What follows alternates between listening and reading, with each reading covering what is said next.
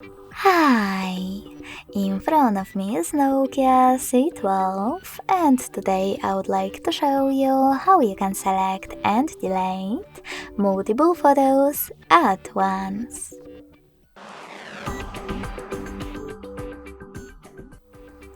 Begin by opening Gallery app. Following that, select Folders at the bottom right corner. Then click on the chosen one and hold one of your photos that you wish to get rid of, like this one.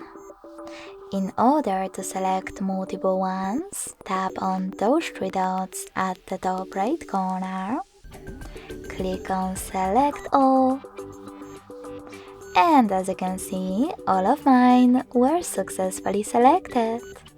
In order to get rid of them, tap on this pin next to three dots and confirm your choice in the pop-up by selecting Allow.